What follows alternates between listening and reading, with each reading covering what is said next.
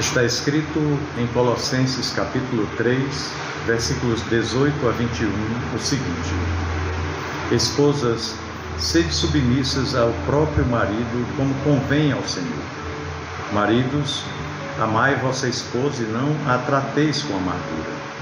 Filhos, em tudo obedecei a vossos pais, pois fazê-lo é grato diante do Senhor. Pais, não irriteis os vossos filhos, para que não fiquem desanimados. Meu irmão, minha irmã, a palavra de Deus não está sujeita a atualizações, não. Isso porque ela é inspirada, inerrante, infalível e suficiente. Não é a cultura que julga a palavra de Deus, mas a cultura está sob seu escrutínio. A sociedade humana muda, os valores humanos se alteram, mas a palavra de Deus continua a mesma. A Escritura não pode falhar, ela é eterna. Esse texto que acabamos de ler em Colossenses capítulo 3, versículos 18 a 21, o apóstolo Paulo normatiza as relações familiares, ou seja, apresenta o padrão bíblico para a família. Esses princípios valeram no passado, são vigentes no presente e serão normativos no futuro. Vejamos. Em primeiro lugar, as esposas devem ser submissas ao próprio marido, como convém no Senhor. É o que diz o versículo 18. A mulher e o homem são iguais em valor e dignidade diante de Deus. O próprio Deus os criou à sua imagem e semelhança, conforme está em Gênesis 1, 26 e 27. A mulher e o homem, semelhantemente, são salvos pela graça, de igual forma. Em Cristo não há homem nem mulher, ambos são um em Cristo. É o que Paulo diz em Gálatas 3, 21. A submissão não é de gênero. A mulher não é submissa ao homem. A submissão é estabelecida por Deus dentro da estrutura do casamento. A esposa deve ser submissa a seu marido. O fato de Deus ter constituído o homem como cabeça da mulher não faz dele uma pessoa superior, pois também Deus é o cabeça de Cristo e tanto o Pai como o Filho são da mesma substância, são iguais, são eternos.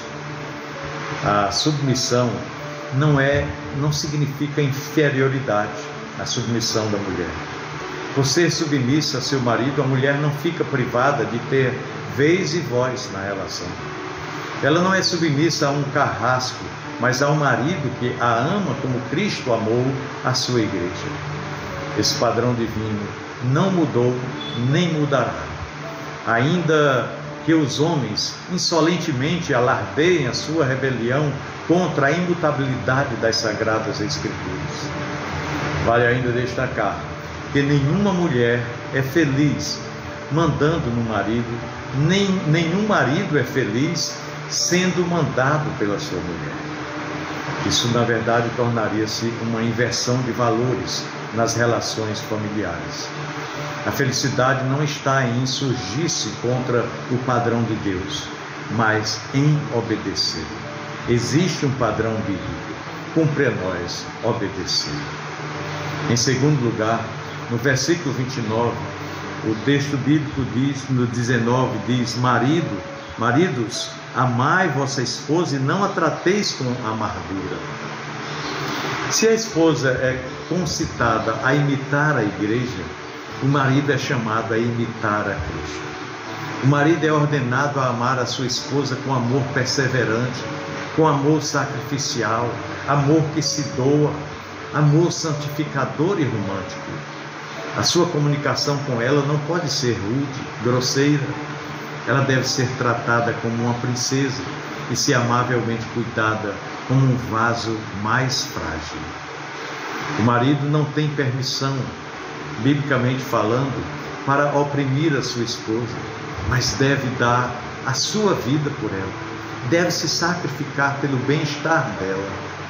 As suas palavras, ações e reações precisam honrar a esposa e não amargurar a sua alma.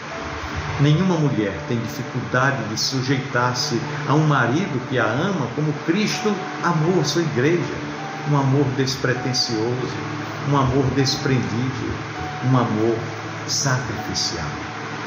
O padrão de liderança do marido sobre a família, sobre a esposa e filhos, não é o padrão do mundo. Ele deve ser um líder servo. Cristo não veio ao mundo para ser servido, ele mesmo falou, mas para servir. No reino de Deus, a pirâmide está invertida. Maior é o que serve. A liderança do marido, portanto, não deve ser imposta, mas adquirida, conquistada pelo seu procedimento amável e carinhoso. Em terceiro lugar, versículo 20 de Colossenses 3 diz: Filhos, em tudo obedecei aos vossos pais, pois fazê-lo é grato diante do Senhor. Quando os pais vivem dentro do padrão de Deus, tornam-se aptos a ensinar os seus filhos pelo preceito e pelo exemplo. Os filhos criados na disciplina e na admoestação do Senhor não vivem amargurados nem desanimados. Os filhos não devem ser rebeldes, mas obedecer aos pais e sujeitar-se a ele, pois isso é agradável aos olhos do Senhor. A desobediência aos pais é a marca de uma sociedade decadente.